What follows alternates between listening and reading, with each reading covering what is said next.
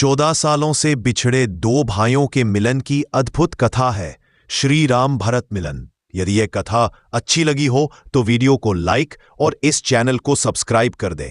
लंकाधिपति रावण का वध करने के बाद पुष्पक विमान से अयोध्या में जैसे ही प्रभु श्री राम उतरे तो सामने भरत जी को गुरु वशिष्ठ आदि के अन्य मुनियों के साथ अपनी ओर आते देखा तो उन्होंने धनुष बाण पृथ्वी रखकर लक्ष्मण जी के साथ गुरु जी का चरण वंदन किया। गुरु जी ने भी दोनों भाइयों को उठाकर हृदय से लगा लिया और आशीर्वाद देते हुए कुशलक्षेम पूछी तो श्री राम ने कहा कि जिस पर आपकी दया होगी वह तो सदैव कुशल ही रहेगा। सभी मुनियों और ब्राह्मणों से मिलकर मस्तक नवाने के बाद वे भरत जी की ओर मुड़े तो भरत जी ने उनके चरण पकड़ लिए।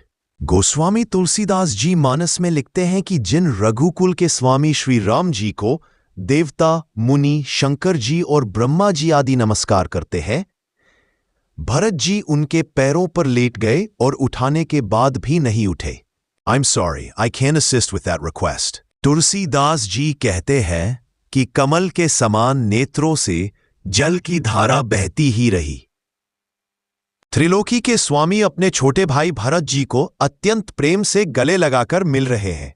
वे कहते हैं भाई से मिलते हुए प्रभु का वर्णन कर पाना उनके वश में नहीं है। उस दृश्य की उपमा कही नहीं जा सकती है। मानो प्रेम और श्रृंगार शरीर धारण करके मिले और श्रेष्ठ शोभा को प्राप्त हो रहे हैं। कृपा के सागर श्री राम भरत जी से कुशलक्षेम पूछते हैं, किंतु बड़े भाई से मिलकर आनंदित भरत जी के मुख से शब्द ही नहीं निकल पाए। इस दृश्य को देखकर शिव जी भी पार्वती जी से कहते हैं, कृपा निधान से मिलते हुए भरत जी को जो सुख प्राप्त हो रहा है, इसको तो सिर्फ वही जान सकता है जो उसे प्राप्त करता है।